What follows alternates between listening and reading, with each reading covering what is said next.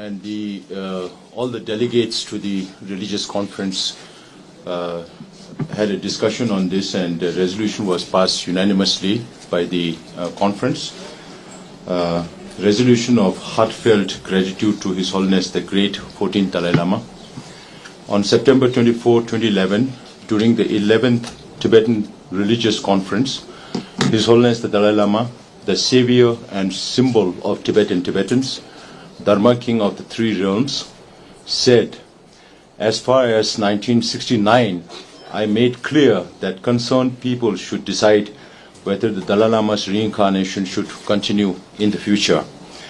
His Holiness further expressed, when I reach the age of Kendun Trup, I will consult the high lamas of the Tibetan Buddhist traditions, the Tibetan public and other concerned people who follow Tibetan Buddhism, and re-evaluate whether the Dalai Lama's reincarnation should continue or not. On that basis, we will take a decision. Consequently, various sections of people, including the participants of the 14th Tibetan Religious Conference, Special General Meeting, Special General Tibetan Conference, Tibetans both in and outside Tibet, Buddhist brothers and sisters from Himalayan region, Mongolia, China, and believers across the globe appealed, and earnest requests with single-minded devotion was appealed to His Holiness the Dalai Lama to continue the institution of the Dalai Lama for the benefit of all sentient beings in general and Buddhists in particular. In response to this overwhelming supplication, His Holiness has shown infinite compassion and finally agreed to accept our appeal on this special occasion of his 90th birthday. Hence, during the 15th Tibetan Religious Conference held in Dharamsala, the participants of the conference, led by eminent lamas of different religious traditions, representatives and devotees, conveyed their heartfelt gratitude to His Holiness the Dalai Lama for his grandeur and kindness, and reached a consensus on the following important points. 1. The participants of the 15th Tibetan Religious Conference, led by esteemed religious heads and realized masters of different religious traditions, made the unanimous resolution to support His Holiness the Dalai Lama's precious words on this significant subject, and this statement shall be made public far and wide. Number 2, the core process of recognizing the reincarnation of His Holiness the Dalai Lama is as per the unique Tibetan Buddhist tradition. Hence, we not only strongly condemn the People's Republic of China's usage of reincarnation subject for their political gain, and we shall never accept it. Number 3, Tibetans both inside and outside Tibet made a pledge to maintain national unity of solidarity and continue to struggle for the just cause of Tibet in a bid to extend wholehearted cooperation to the fulfillment of His Holiness the Dalai Lama's noble wishes and aspirations. So these are the 3 points that we have unanimously resolved on in the religious conference. And today at this the event meet, we have Professor Samdong Rinpoche, who was a former Kalan Tripa and Speaker of the Tibetan Parliament, and Professor Rinpoche right now serves under His Holiness Dalai Lama in the Ganden Phorang Institute here in Dharamsala. So any questions related to the content of His Holiness' message today, and any questions related to the private office of His Holiness the Dalai Lama, will be answered by Professor Samdong Rinpoche. Anything to do with Khotön celebration or anything to do with the religious conference and other matters, I will respond to questions if there are any. So I would like Lekshila to moderate this session as to who's going to ask what question, and then we'll respond accordingly. As I've informed you earlier, when you ask questions, raise questions, can you please name yourself and the agencies which you. And the questions should be very limited, should not be too long. Okay? So, yes. Hello, sir. This is Krishna from Reuters. My question is, the Dalai Lama, His Holiness the Dalai Lama said in 2011 that he will leave written instructions for the Ganden Phorang Trust to identify his successor. Has he done anything like that? And could you tell us more about this trust, please?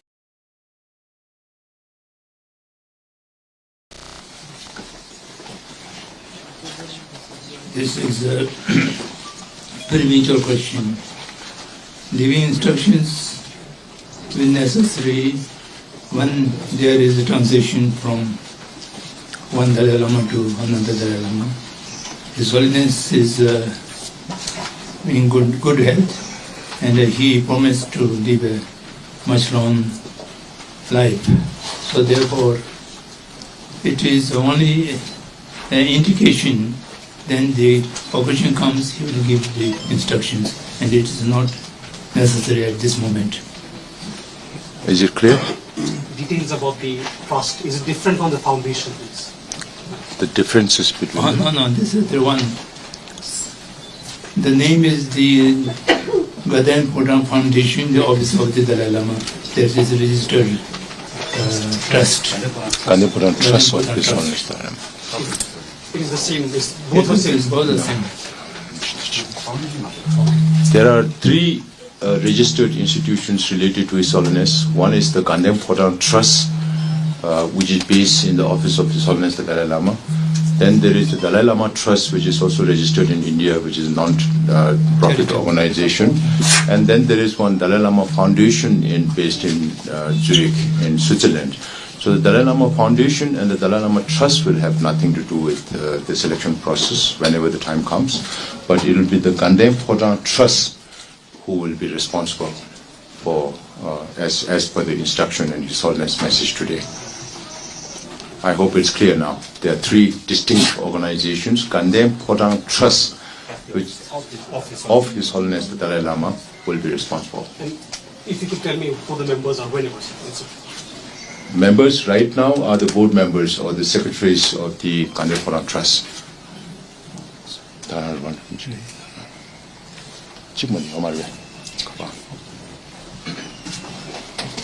नमस्कार, मैं प्रिंटरूप दैनिक भास्कर से।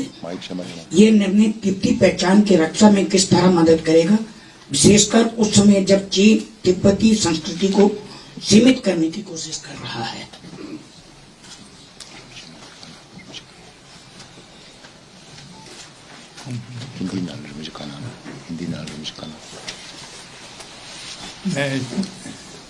मैं समझ नहीं पाया आपने क्या पूछा। मैं ये निर्णय उस समय में कैसा प्रभावी रहेगा जब चीन जो है तिब्बती संस्कृति को खत्म करने के लिए या सीमित करने के लिए कार्य कर रहा है। तो ऐसे समय में गॉर्डन एसोसिएशन की संस्था द्वारा इस संस्था को जारी रखने का जो निर्णय है वो कहाँ तक सहायक होगा? गंधम भूटान ट्रस्ट इस समय स्वाधीन देश में है, भारत में है। यहाँ पर कोई चीन की पहुँच नहीं है। और जब तक तिब्बत प्रश्न का समाधान नहीं मिलेगा तो ये गंधम भूटान ट्रस्ट भी भारत में ही रहेगा या स्वाधीन देशों में रहेगा। तो इसलिए इसमें कोई चीन की पहुँच होने की आशंका अभी तक तो नहीं है, भविष्य में भी नहीं रहेगा।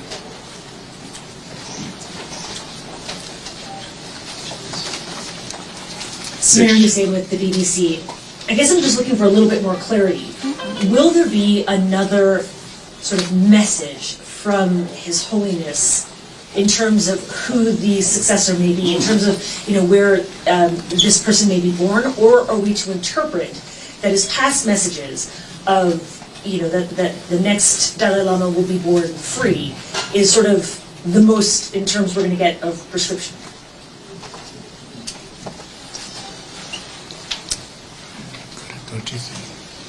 군중이 양기할 메시지 폐기를 했어. No, there's no any other message. Whatever instructions that will be given, it will be internal document that will be given when the time comes to the authorities of the Gandhem Trust. And whatever is to be announced for the public, that is already done, which is announced today through the Conference of the Religions. So just a point of clarification. So anything further is not for public knowledge? No. Not at the moment. Yeah.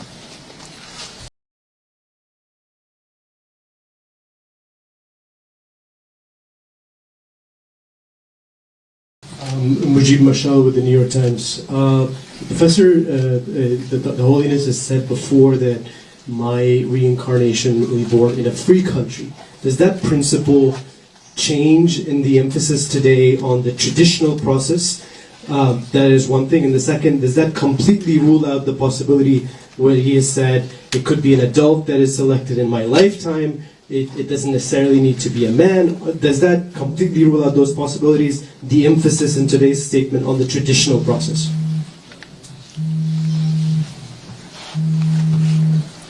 There is no contradiction between the traditional process and whatever he have said earlier. To born in a free country, that's of course the Tibet did not get freedom. When the time comes, His Holiness shall have to take reincarnation. And traditionally, any adult or any gender can be recognized. So there is no contradiction between tradition and what His Holiness have said in earlier occasions.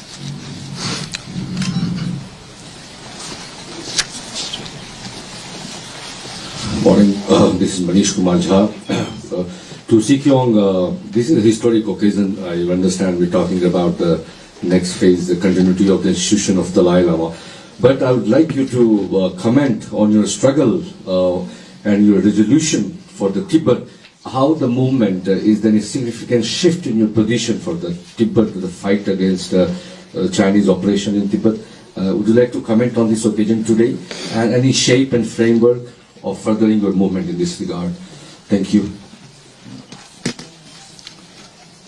The middle way policy is the set policy that was proposed by His Holiness the Dalai Lama, approved by the majority of the Tibetans at that time, way back in 1996, and then it was unanimously adopted by the Tibetan Parliament in exile. So this cannot be changed by one person just because I'm the Sikyong. I cannot change the position, or the Parliament by itself cannot change the position if we need to.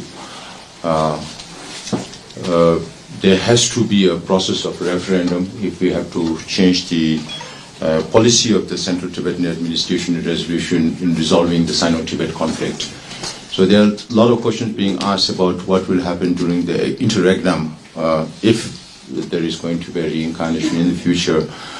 That I have said many times that His Holiness, not even 1 year after coming into exile under very difficult circumstances, introduced democracy and had the foresight to prepare the Tibetans, to empower the ordinary Tibetans to take up the responsibility for the cause, because of which even an ordinary person like me could be in this position.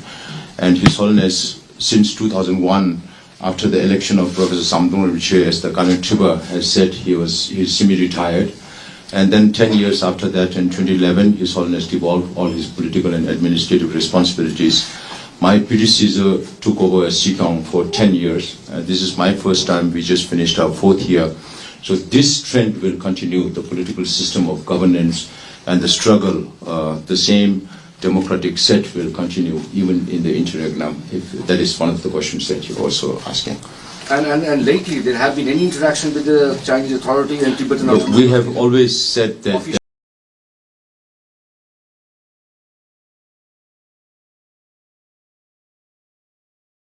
resolution of the Sino-Tibet conflict, then it's possible that we will try harder. But right now, if you look at all the policies and programs that the Chinese government had laid down in Tibet, it's all aimed at destroying the identity of the Tibetan people, in the belief that if there are no nationalities, then there are no nationality issues.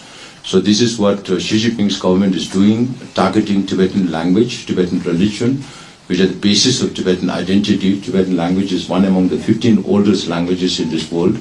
We have always said that we are proud of being a repository of one part of ancient Indian wisdom, rooted in the values of ahimsa and karuna, nonviolence and compassion. So there won't be any shift in the position till such a time that it warrants, and it will be done as per the charter of the Tibetans in exile.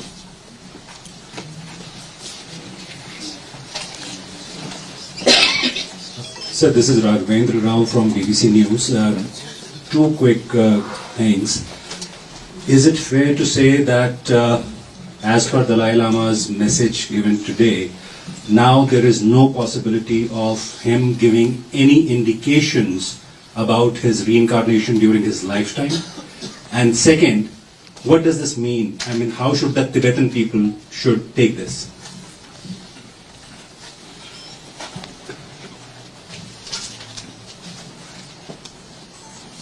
I think you have not read the message properly. Today's message is his acceptance for the continuity of the Dalai Lama institution. In 1960s and 70s, he proposed that the Dalai Lama institution should be ended. Now, whether the Dalai Lama institution should continue or not, it is to be decided by the followers of the Dalai Lama, by the people. And for that, he has announced the declaration in 2011. And in response to 2011, the whole Buddhist followers, now Buddhist followers, whosoever is interested in the Dalai Lama institution, they have asked Dalai Lama to continue the institution of the Dalai Lama in future as well.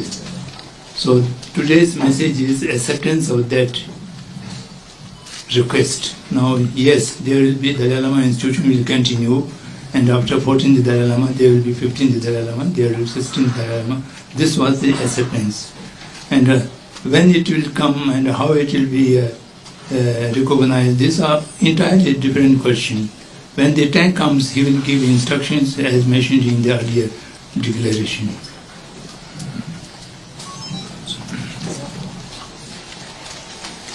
Hello, I'm Nabodita Kumari from France 24. Do you anticipate an opportunity or any plans for His Holiness the Dalai Lama to visit Tibet in the near future? And how important it is for him to do that?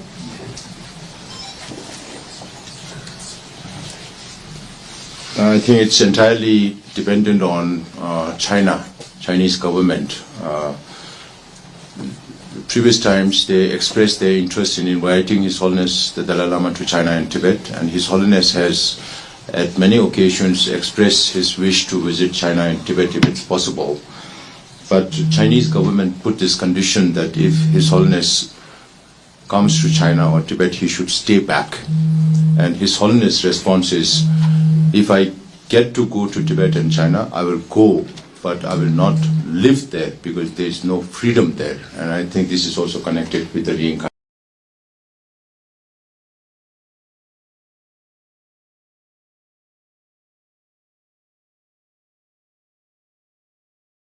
Only 2 times in a year, once during summer to Ladakh and another during winter in another place. Last time it was in South India. So His Holiness can still manage to travel to Ladakh, and the altitude of Ladakh is similar to Lhasa. So if there are opportunities without preconditions, I'm sure, depending on His Holiness' health, it will be decided accordingly.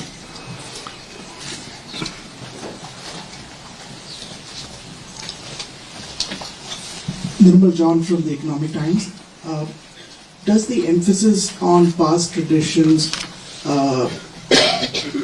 emphasize that the next Dalai Lama could be born in Tibet only?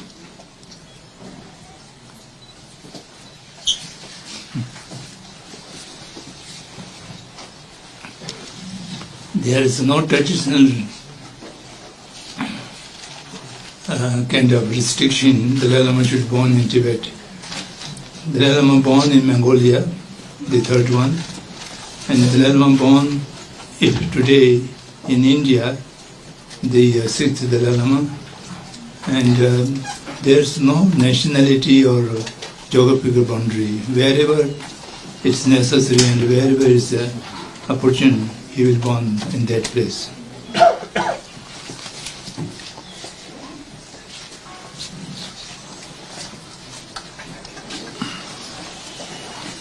Tenzin Nugent from Payul. So my question is, I have 2 quick questions on the 15th Tibetan Religious Conference. Can you confirm whether His Holiness the Dalai Lama is expected to personally attend or address the conference, which will be running till July 4th? And the second question is, His Holiness have said that Buddhists from Asia, including mainland China, have written to him earnestly requesting that the institution of Dalai Lama to continue. So did the CTA make an effort to invite any Buddhist leaders from the mainland China?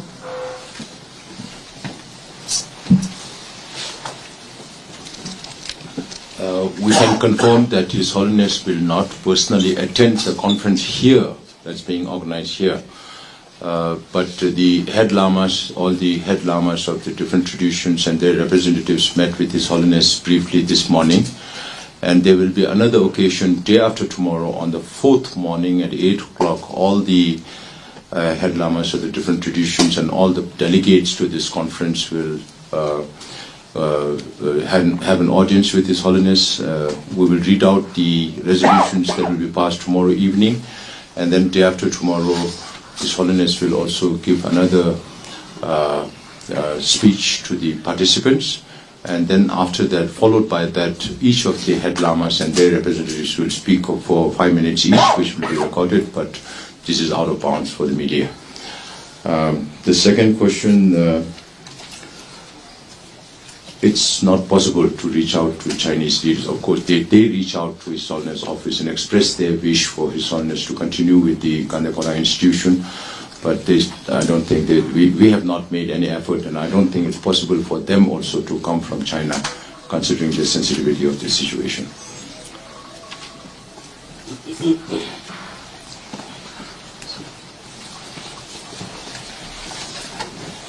Just a quick question to Secure, sir. There's a lot of news about the funding cuts from the U.S. To your administration. Where does that stand? I know you've made trips since then to discuss. Have that funding resumed? How is that affecting the services delivery of the administration? This is not connected to today's press conference, but however, since the question is asked, I will respond. I have said many times that we budget about $40 million in a year, and out of that, 14 comes from the United States. Another 10 million for projects inside Tibet on which we have no oversight. The USAID those days used to handle those. And out of the 14 million, 2 million, which is part of the PRM, Population, Refugees and Migration, directly administered by the State Department, has been the